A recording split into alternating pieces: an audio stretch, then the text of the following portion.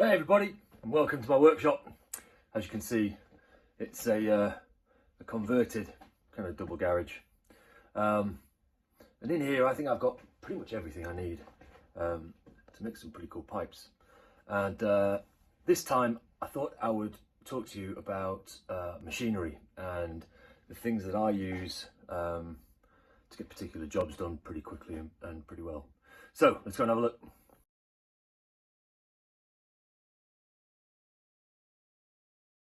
So I think one of the things you really need, and it certainly makes my life a lot easier, is a big 12-inch disc sander. And it's quite an extravagant thing to have, because this really, for me, just does one job, and that is to square up the blocks of briar that you get. So here's a typical Evershon block that you get from the mill, and as you can see, all of the saw marks are on it, and it's not quite square. The reason it needs to be square for lathe turning is, if it's not, when you swivel the pipe between the 2 or 3 drilling axes, you're likely to go off center, and your drilling is likely to be very inaccurate. So from this, you see I've made a temporary little fence here, because the fences that sometimes come with these are just terrible. So what I would do is square that and physically check with an engineer's square that both sides are absolutely parallel. It doesn't matter if your faces are off, as long as these two sides are parallel. That's super important for when it gets chucked up. Of course, if you're freehand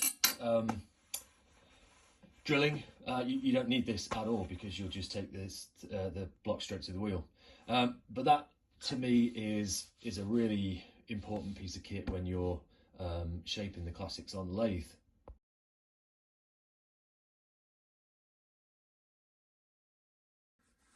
For me, another really important piece of equipment is a bandsaw. So let's say you've squared up a block, and here's me being cheeky and trying to get a couple of pipes out of the one block. You've drawn your templates on, you've got your drilling axes, you've got your shape. You'll then take this to the bandsaw and you'll cut your shape out using the bandsaw, and that's when you end up with something that can be turned. As for blades, these, you can get loads and loads of different types of blades for bandsaws. I use a really thin blade, and that means that you can make cuts around corners without that saw blade snagging. This is a replacement blade, I think, that I got. The last one of mine that I snapped was a better blade. It was what they call a wood turner's blade, and it has some relief carved into the back as well, which makes cutting around corners even better. So if you can get a blade like that, you know, credit to you. This is a fairly small bandsaw. If I step backwards, you can kind of see the size of this. Perfectly adequate for doing the job. You just about get away with this if you were turning small bowls, and that's why I bought it, actually, when I was doing a lot of wood turning. For anything bigger wood turning, you'd need a bigger bandsaw, of course, but this is a great little hobby bandsaw. Absolutely, for me, absolutely essential.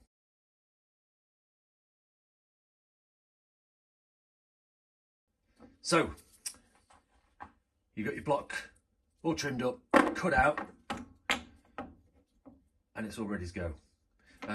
I put in some little marks here, which helps me to center the drilling axes for in the chuck, and the chuck goes in the lathe, and we'll talk about the rest another time. As for the lathe, I use an Optimum 2304 variable speed lathe. It's pretty good, German designed, manufactured in China. I heard really good things about these lathes. I think it's perfectly adequate. It does the job reasonably well. It's not a Schaublin, it's not an Emco, it's not a Myford, but for me it does the job really fine. I'm looking at getting another lathe, not to replace this, but to just make all the processes a bit quicker. This one's not set up for turning at the minute, because I've been making some little tools out of aluminium. I'll talk about that in another video. As for chucks, that's essential. This lathe came with a 3-jaw self-centering chuck, but this is, you know, not suitable for briar. So you need to get a briar chuck. This one came from, I forget, but this one is an upgrade. I did have this one before. The problem with this one is that the jaws spread a little bit. There's a bit of play, and I didn't like that. So I was talking to Chris Kelly and he recommended this one. This one is just superb. Really, really super strong. Just an awesome chuck. We'll talk about lathe tooling another time. You know, this video is just really about the machinery and whatnot. So there's loads more to talk about when it comes to lathes. In fact, there's probably going to be a whole video on lathes. But if you want to turn on a wood lathe, that is entirely possible too, and I'll show you that next.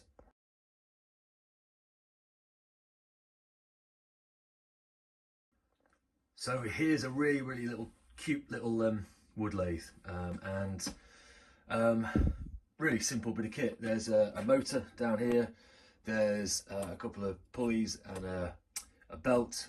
Change the speed via those different configurations in there. Headstock, really simple. I haven't got the tailstock on at the minute because I'm just using this as a buffing machine. That's all I use this for at the minute. I'm looking to change my buffing setup, but and I don't do really any wood turning anymore. But this is a great little machine for getting into wood turning. Really inexpensive. I love the Record Power stuff here in the UK. And there's a couple of things that you'll need for turning this into something that will make pipes, and one of them is a chuck and some chuck jaws. I mean, these are just essential things really. That is dusty. Whoa, really. It's like growing hair.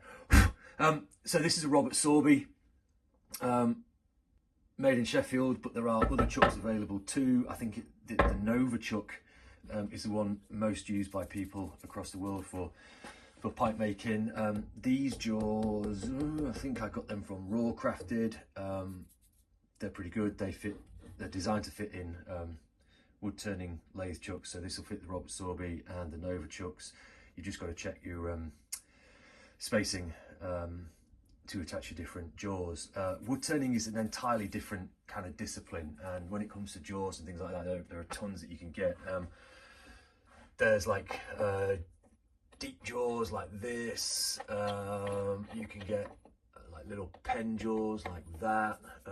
Standard jaws. I've got some what do you call these now? Coal jaws. And over. And of course, like wood turning, you need all of the different tools as well. I've never used carbide on wood. I've only used HSS, and I've got a variety of different tools for wood turning there, as you can see.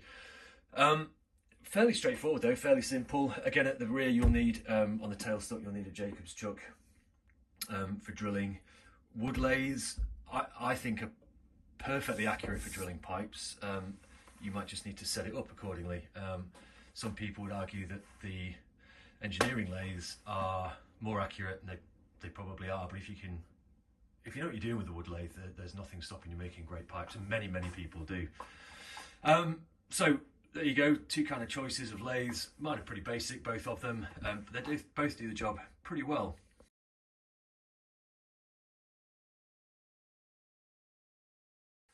Something that you'll need for making things sharp is something like a bench grinder. This one is absolutely terrible. I bought this just to replace one that kind of went kaput. This is just, you know, the wheels stop with too much pressure, and it's not a great example. It does me just about, but I need to get a new one desperately. It's pretty terrible. What I use most of the time for sharpening is this little beauty though. This is a Sorby sharpener. Lots and lots of different attachments for this, but again, it's primarily for wood turning. But with this, it's more of a linisher style system. So on here, I think I've got a 240 grit belt. The platform, you can change the angle of like this, so you can change the different rake angles of your cutting tools. If you use carbide, you don't need anything like this at all. And there are lots of different attachments that fit onto this for sharpening spindle gouges and bowl gouges and scrapers and all kinds of things. So that's really lovely bit of kit that you don't necessarily need, but if you can afford one, by crikey, get one, because it saves you a lot of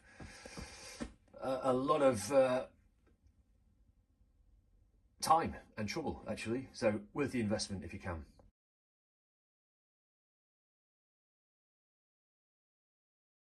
For stem work, let me just move this back.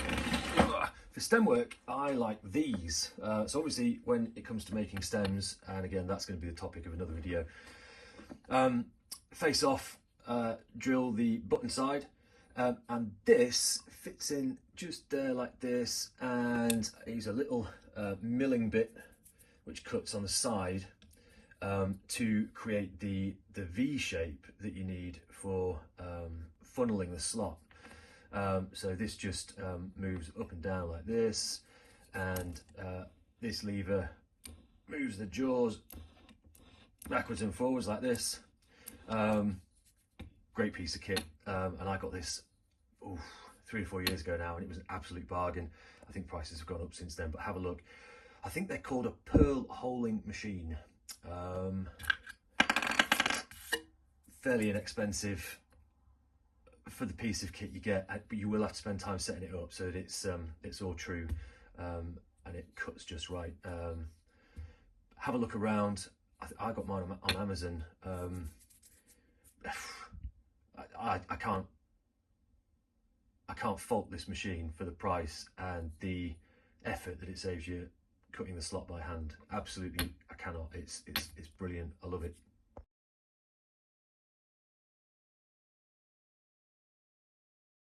And then you've got things that just make life a whole lot easier in various different ways.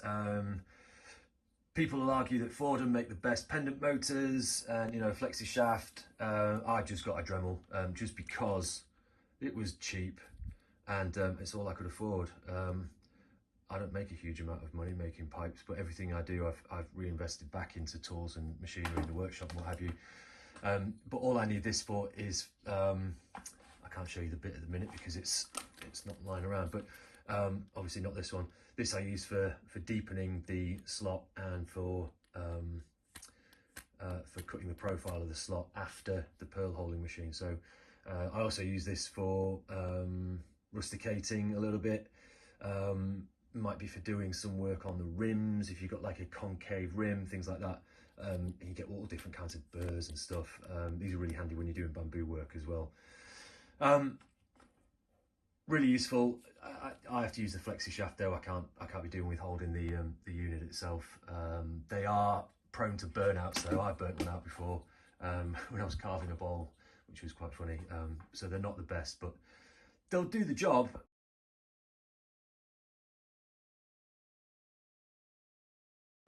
And then there's sandblasting, which is a huge topic. For that you'll need a compressor and a blast cabinet. For some reason I got the floor standing one, which is enormous and it takes up a huge amount of room.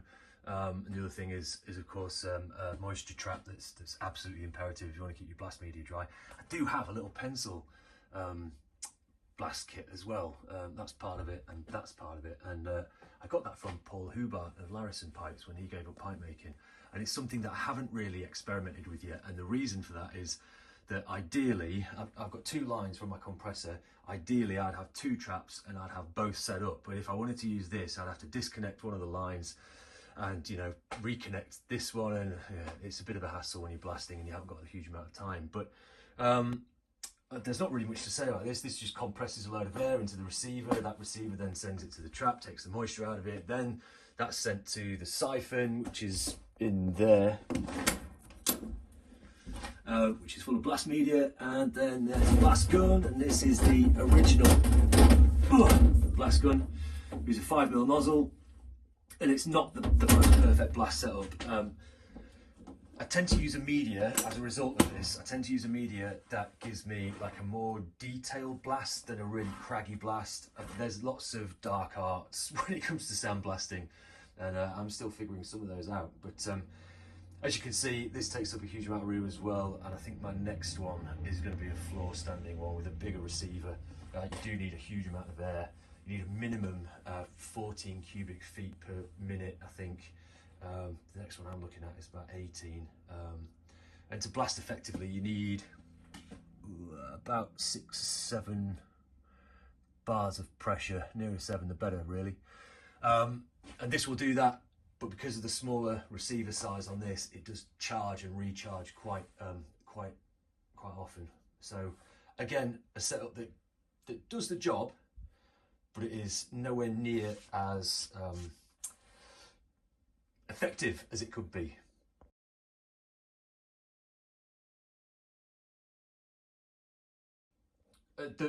One of the key things with pipe making is extraction, dust extraction, and again, I'm looking to upgrade soon to a cyclone system.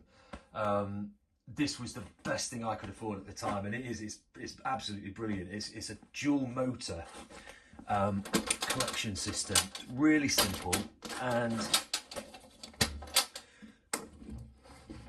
looks like, if I can get it open, looks like that inside. And it's reasonably small and it's reasonably portable, which means that I can shift this between different machines. And of course, in an ideal world, so currently I've got it rigged up to the wheel, but in an ideal world, I'd have, you know, ducting everywhere and blast gates, so I could just switch between them. But the new setup that I need is, again, a lot bigger, and it's going to take up more space, and I really need to reconfigure my whole workshop as a result of that, because it is kind of spacious, but it also functions as you know, a home workshop. This is where I have to do like tiling prep, and you know, if I'm building stuff or doing jobs in the house or in the garden, this is where a lot of it has to take place as well. So we'll see. Over time, things just incrementally get better and more productive, but great bit of kit. 100mm hose, 100mm ducting, and that fits most of the things that I have in here.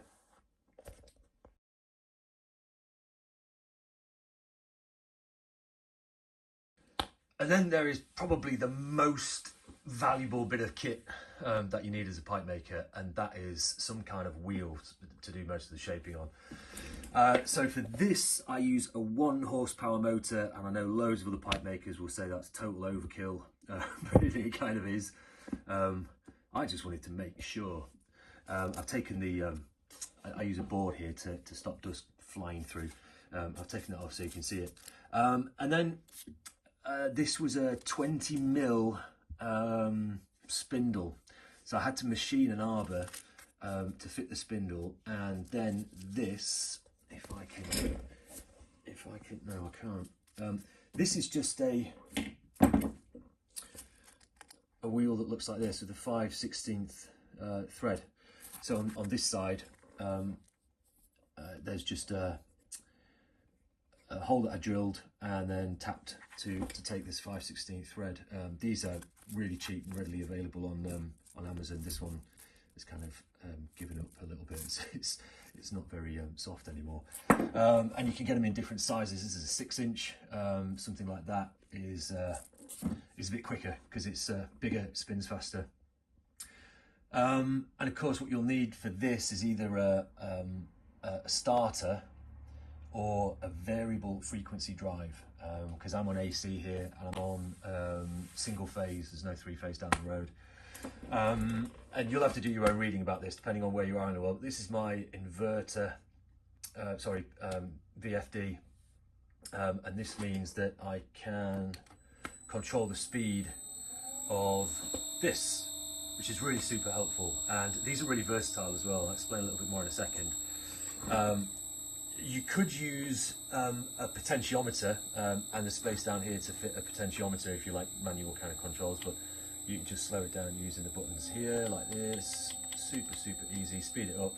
Obviously there's a maximum speed for this, and this particular VFD is not IP rated, and really I should have this in a cabinet to keep it from getting dusty.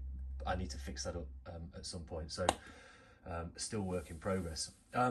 But with this, I'm experimenting using different things. The thing with these pads is they're sometimes a little bit too soft, and you really want something really super hard to cut some lines into the pipes that you're making, particularly around the bowl and the shank transition.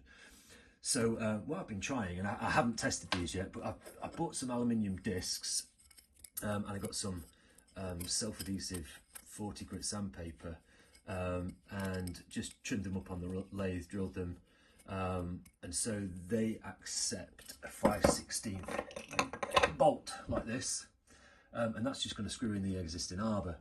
And I've made some little ones as well, 40mm, and that one's I think a 120mm. So I think I'm just going to play around with different setups, because these, you tend to end up with sandpaper rounding over the corners, and you end up with a round profile rather than a completely square profile. And if you want a really sharp transition somewhere, a square profile is better. You know, 90 degrees from the face to the side there. So things to play with. And it's good fun doing your own machining as well. It's kind of one of the points of having a metal lathe. If you can't do your own machining, you'll definitely be able to find somebody fairly locally that will do some of that for you if you just give them the dimensions that you want. Loads of people are really willing to help you out in that regard. And I think that's probably about it for machinery. A couple of the things that you probably want to go for is a really good light. That one's got a magnifying glass in it. I've got one right above the lathe there. Most of the time when I'm in here in the winter, it's dark. Most of the work I do is at night time after my usual day job. Other things include like a little Dremel press that can be useful. It really depends what you want to achieve, and it depends what your experience is already. I started out having a bit of gear because of the wood turning background I had, but I understand that many people start with virtually nothing actually, and that's really tricky to get around. It, you know, it costs money to buy some of this stuff. You can do it all by hand, of course. We'll be talking about hand tools shortly, but there we go.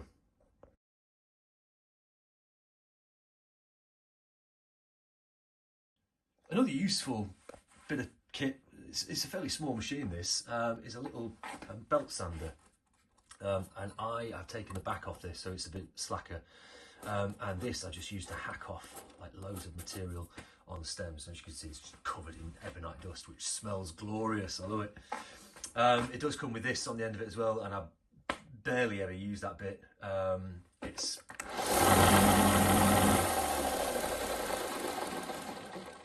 clunky and noisy and really super basic, but it's awesome. This is like a 240 grit belt. I don't do any bowl shaping with this. I might do a little bit of shank and stem, but this I just use to hack off material on stem work.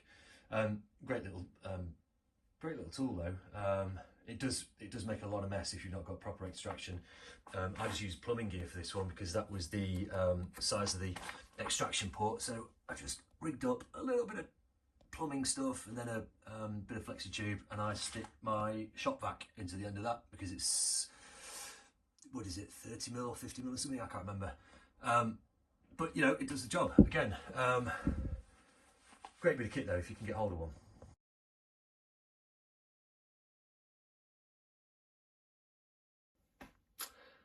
And I think that's about it. I can't think of anything else.